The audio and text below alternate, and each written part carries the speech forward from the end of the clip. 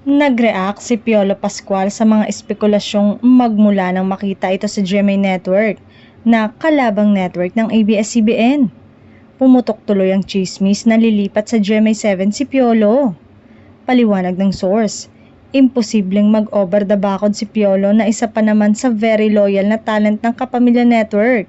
Isa pa, wala naman daw silang nakikitang dahilan para umalis sa dos si Piolo.